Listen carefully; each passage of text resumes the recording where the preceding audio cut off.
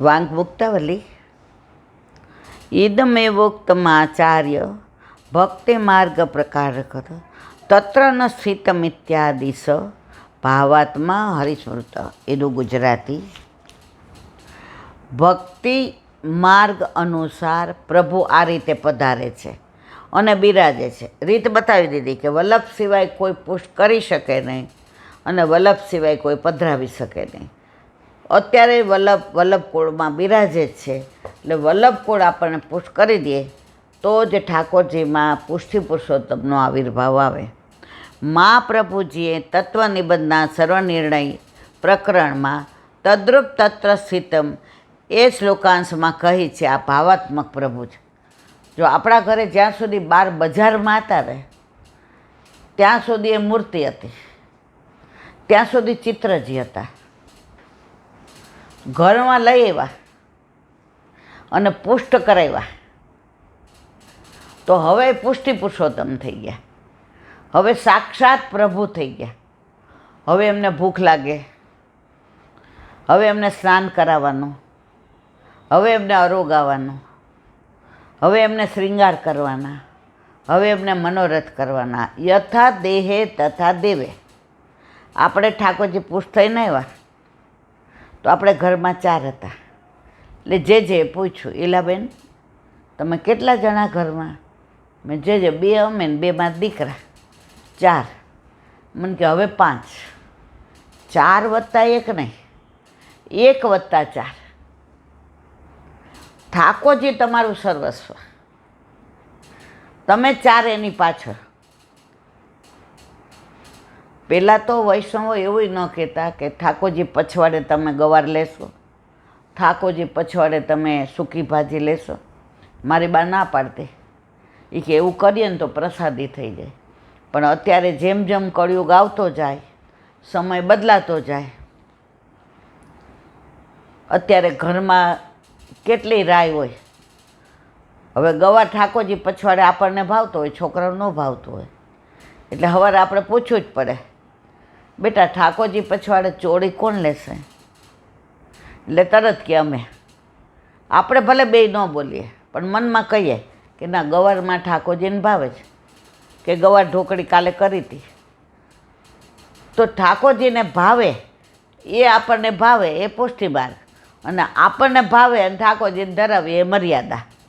એટલે ઘણીવાર આપણે સેવામાં મર્યાદાય થઈ જાય છે કે આપણનું ભાવતું હોય એ આપણે ધરાવી દઈએ ને આપણનું ના ભાવતું હોય એ ના ધરાવીએ. એક વૈષ્ણવ મને કહેલા, બેન મને છે ને ઓલું ડાયાબિટીસ છે, એટલે હું ખીરમાં સુગર ફ્રી નાખું છું. મેં હે શું? મને કે સુગર ફ્રી નાખું છું એટલે મારે ખવાય ને.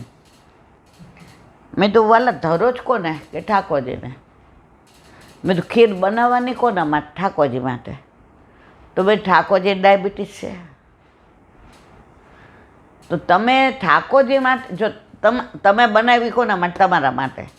કારણ તમે નક્કી કરી લીધું કે મારે જ ખાવાની છે. પ્રભુ કે આપણને ડાયાબિટીસ છે ને એટલે આપણે આરોગવાનું નથી. પછી ઘણા એમ કે પાછળ શું કરીએ? ઘણું કરી શકાય. હવે આપણા ઘરે તો વલ્લભની કૃપાથી આટલા બધા વૈષ્ણવ આવે એટલે વિનિયોગ થાય, નહીં તો ઘણું થઈ શકે. આપણા ઘરમાં ઘણા એવા હોય કે જેને આપણે દઈશ. હવે એ બેન એમ કે હું એકને એક છું, તો બે તો કાંઈ વાંધો નહીં. તમારા ઘરે બીજા બધા વૈષ્ણવ આવતા હોય તો કામવાળા આવતા હોય કે કોઈ પણ, તમે સેજ ચાખી લો, બાકી પ્રસાદ બધાઈને આપો. તો ભાવાત્મક પ્રભુ છે તો તમે સાક્ષાત માનો એને, તો તમે સુગર ફ્રી ન નાખો અને તમારા માટે નાખો, તમારા માટે બનાવો તો નાખો. બોલો વલ્લભાધીશ.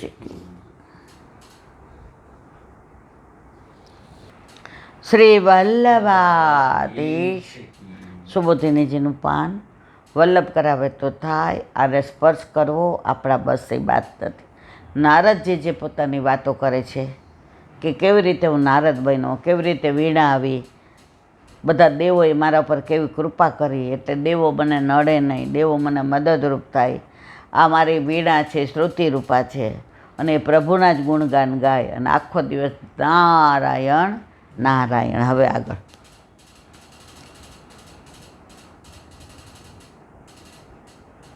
આ વીણા દેવોએ આપી છે, એટલે દેવો પણ મારી ભક્તિમાં અવરોધ કરતા નથી.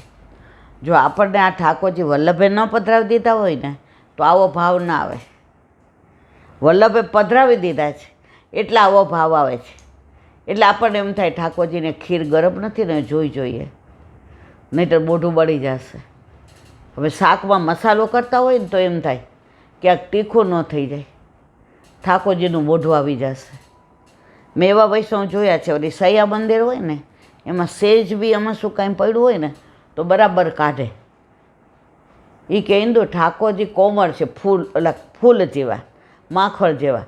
હવે પોઢે અને ઓલું માખણ જેવું એમનું શ્રેયંગ હોય અને ઓલું ચોંટી જાય તો કેવું નડે, કેવું વાગે. એટલે એટલું ધ્યાન રાખે. આપણે તો એવું બધું કાંઈ નથી કરી શકતા. પછી વાડકીને એ બધામાં દૂધ કાઢે ને કટોરીમાં, તો મેં જોયા છે બરાબર લૂછે. તો એક જણના હું ઘરે ગઈ હતી ને તો સહેજ અમસ્તું જળ હતું.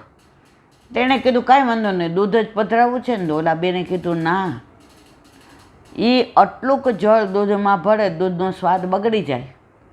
અને ઠાકોરજીની મોઢે લગાડવું ન ગમે, કારણ કે એને ભાવે કયું ઓટ્યો દૂધ કપૂર મલાઈ અને ઘૈયાવાળું દૂધ. આ સહેજ પાણીનો લૌકિક સ્વાદ આવી જાય તો અલૌકિક દૂધનો સ્વાદ હોય એટલે બરાબર લૂછો.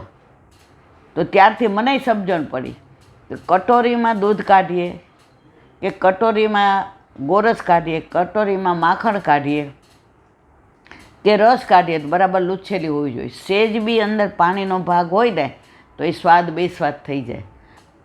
આ બધા તત્સુખનો વિચાર ભગવદીઓ પાસેથી આપણે શીખ્યા. ભલે આપણે એટલું બધું કરી શકતા નથી, પણ ભાવ તો એ લોકો પાસેથી આપણને આવો આવ્યો છે. એટલે દેવો પણ મારી ભક્તિમાં અવરોધ કરતા નથી. આ વીણા શ્રુતિપુરિકા છે, એટલે એને વગાડવા માટે એના પર આંગળી ફેરવવાનો પણ શ્રમ મારે કરવો પડતો નથી. કોણે આપી છે? દેવોએ. એટલે દેવો કોનું ગાન કરે? પ્રભુનું. એટલે એના ઉપર ઓલી વીણા વગાડીએ ને તો આમ ફેરવવા પડે કે મારે એ નથી કરવું પડતું. હું લઈને નીકળું અને હું નારાયણ નારાયણ બોલું તો મારી વીણા પણ નારાયણ નારાયણ બોલે, કારણ શ્રુતિપુરિકા છે. તે સ્વર હતી વિભૂષિતામ પદથી બતાવ્યું છે. સ્વર તો સરસ વગેરે છે. આ વીણા નાદ બ્રહ્મરૂપ હોવાથી બ્રહ્મરૂપ છે. દેવોએ આપી છે એટલે નાદ બ્રહ્મરૂપ છે. જો વલ્લભકુળ છે ને એ ઠાકોરજી વેણું વગાડે ને તો એ બિંદુ સૃષ્ટિ છે, એનું બુંદુ અંદર આવ્યું. આપણે બધા નાદ સૃષ્ટિ છે, એના અવાજથી ને આપણે નજીક આવ્યા. આનું વિવરણ આના પછીના ઓલામાં આવશે ત્યારે આપણે વધુ કરશું. આવી વીણામાં હું સંગીત શાસ્ત્રમાં સ્વરોની મૂર્છતા જેવી રીતે બતાવેલી છે તે પ્રમાણે હું વગાડું છું. તેથી તેમાં રસનો આવિર્ભાવ થવાથી કીર્તન કરવામાં મને શ્રમ જણાતો નથી. જો કીર્તનમાં કેટલા બધા રાગ હોય, લય હોય, લઢણ હોય, ઊંચું હોય, નીચું હોય, મધ્યમ હોય, એ બધું મને શ્રમ પડતો નથી. કારણ શું કહે છે કે એ શ્રુતિ રૂપા છે, એટલે એની મેળાએ જ બધું કરે છે. મને નથી કીર્તનમાં શ્રમ પડતો કે નથી મને વીણા વગાડવામાં શ્રમ પડતો. જે બધું કરે છે પ્રભુ કરે છે, હું તો નિમિત્ત છું. એટલે હું તો ખાલી નારાયણ નારાયણ બોલું છું. બાકી બધું જે છે એ ઠાકોરજી કરે છે. તેથી હું નિત્ય વીણાના સ્વરો સાથે હરિકથાનું ગાન કરતો જગતમાં ફરું છું.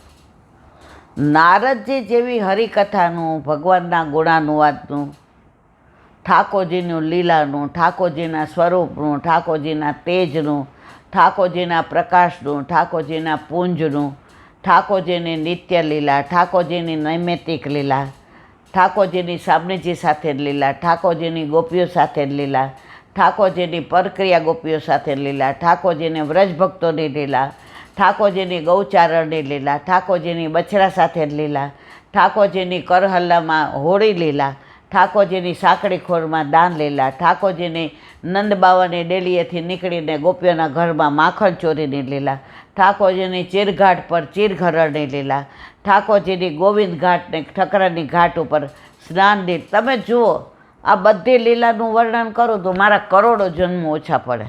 ને મને તો એવું આવડતું નથી, પણ વલ્લભ જે કેવડાવે તે આ બધી લીલાનું અનુસંધાન એટલે કે હરિકથા, એટલે કે પ્રભુનું સતત ગુણાનુવાદ. નારદજી કહે છે મને શ્રમ નથી પડતો, કારણ આ હું નથી કરતો. આ વીણા પણ દેવોએ આપેલી છે, નાદ બ્રહ્મ છે, શબ્દ બ્રહ્મરૂપ છે, એની મેળાએ વાગે છે, અને કીર્તન પણ એની મેળાએ થાય છે. હું આની અંદર કોઈ શ્રમ લેતો નથી.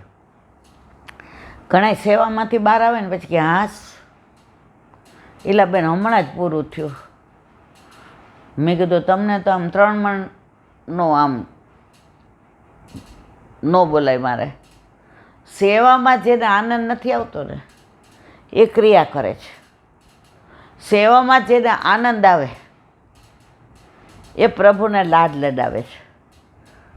આજે જ એક વાક્ય હતું કે તમે 5 માળા કરતા હો, આંખ બંધ હોય, હાથમાં માળા ફરતી હોય, તમે શ્રી કૃષ્ણ શરણમમાં બોલતા હો, તો વલ્લભને ગોલોકમાં જે પુભાવ ને સ્ત્રી ભાવમાંથી ઠાકોરજીમાંથી અને સામની જાતમાં અગ્નિ સ્વરૂપ વલ્લભનું પ્રાગટ્ય થયું, અને વલ્લભે શરણે આવીને શ્રી કૃષ્ણ શરણમમાં કહ્યું, અને એ લીલાના દર્શન વલ્લભ કરતા હોય, અને તમને વલ્લભે બ્રહ્મ સંબંધ આપ્યું હોય, અને તમે વલ્લભના ચરણમાં રહીને એ લીલાના દર્શન કરતા હો મારા વાલા, તો જો એ લીલામાંથી બહાર આવવાનું મન ન થાય, તમે શ્રી કૃષ્ણ શરણમની માળા કરો છો, તો માની લેવાનું કે ઠાકોરજીની તમે ખરેખર લીલામાં પહોંચી ગયા છો. પણ જો તમે શ્રી કૃષ્ણ શરણમમાં શ્રી કૃષ્ણ તૃપ્તિ ગેસ બંધ કરજે, શ્રી કૃષ્ણ શરણમમાં શ્રી કૃષ્ણ રેખો બજારમાં જાઓ છો પાકીટ લેતા જાજો, શ્રી કૃષ્ણ શરણમમાં શ્રી આકાશ જય શ્રી કૃષ્ણ ભાઈ ઓફિસ જુઓ ચિત્ત ક્યાં છે? કુકરમાં, રેખોમાં, આકાશમાં. ઠાકોરજી કે હજી વાર છે, આપણો વારો આવ્યો નથી. જ્યાં સુધી ઠાકોરજી કે આપણો વારો ન આવે ત્યાં સુધી આપણે બોલવાની જરૂર નથી. જે જ કહેતા હતા, જ્યાં સુધી આપણે ચંચળ છીએ ને ચારે બાજુ ફરીએ ત્યાં સુધી ઠાકોરજી સ્થિર થઈને બેઠા છે. આને ભટકવા દો. આપણે કહીને 100 ચૂહા માર કે બિલ્લી હચકો ચલી, પછી આ બિલ્લી અહીંયા આવવાની જ છે. અને જો પછી આપણે સ્થિર થઈ ગયા, આપણે પ્રભુમય થઈ ગયા, તો ઠાકોરજી મચલશે. હવે એ કે તને સાનું ભાવ, હવે તને વેણુનાદય સંભળાશે, હવે તને મારી ભ્રુકુટીના દર્શન થશે, હવે તને મારા અધરવશનો અધરામૃતે મળશે. પણ ક્યારે? જ્યારે તું સ્થિર થાય ત્યારે હું મચલું, અને તું મચલે ત્યારે હું સ્થિર થાઉં. ત્રણેય લોકનું પરિભ્રમણ પણ ભગવદ્ કીર્તનના અંગરૂપ છે. અહીં શંકા કરે છે કે પહેલાં શ્રવણ ભક્તિ કરતા હતા અને હવે કીર્તન ભક્તિ કરતા ફરો છો, તો પહેલાં કરતાં અને આમાં શું વિશેષતા છે? હવે નારદજી આગળના શ્લોકમાં કહેશે. બોલો વલ્લભા. શ્રીમદ ભાગવત અને મારા ગુરુદેવને દંડવત પ્રણામ કરું છું. चंद्र सरोवर पे सूरदास जी के द्वार पे मेरा दंडवत प्रणाम. सुरभि कुंड पे परमानंद दास जी के द्वार पे मेरा दंडवत प्रणाम. जमुनावता पे संकर्षण कुंड पे कुंभन दास जी के द्वार पे मेरा दंडवत प्रणाम. बिलछू कुंड पे कृष्णदास जी के द्वार पे मेरा दंडवत प्रणाम. कदम खंडी पे गोविंद स्वामी के द्वार पे मेरा दंडवत प्रणाम. अप्सरा कुंड पे चित्त स्वामी के द्वार पे मेरा दंडवत प्रणाम. मानसी गंगा पे नंददास जी के द्वार पे मेरा दंडवत प्रणाम. रुद्र कुंड पे चित्रबुद्धास जी के द्वार पे मेरा दंडवत प्रणाम. व्रज विलास वृद्धि गोपिकाओने मारा दंडवत प्रणाम. हे वल्लभ, સવારથી અત્યાર સુધી સેવા સ્મરણ સત્સંગ જે પણ તે કરાવ્યું તે તારા ચરણારવિંદમાં સમર્પણ કરું છું. ભૂલ અપરાધ થઈ હોય તો ક્ષમા કરજો. બોલો વલ્લભાધીશ કી જય.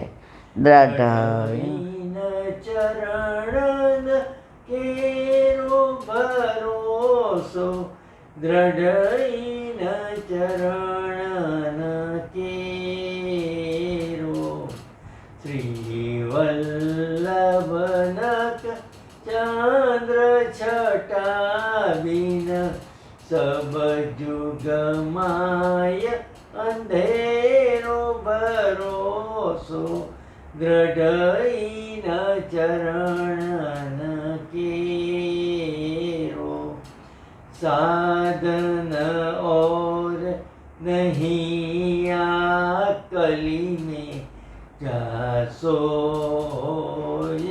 निवेरो सूर का कहे त्रिविध आंधरो बिना मोल को चेरो भरोसो દ્રઢઈન ચરણ દ્રઢઈન ચરણ દ્રઢઈન ચરણ કેરો. શ્રી વલ્લભાધીશ કી. આજનો આ સત્સંગ મારા વલ્લભના ચરણારવિંદમાં સમર્પણ કરું છું. ભૂલ અપરાધ થઈ હોય તો ક્ષમા કરજો. આ મારા વલ્લભની વાણી અને ભૂલો એ મારી. બોલો વલ્લભાધીશ કી જય. સર્વે વૈષ્ણવને જાજા કરીને જય શ્રી કૃષ્ણ. જય શ્રી કૃષ્ણ.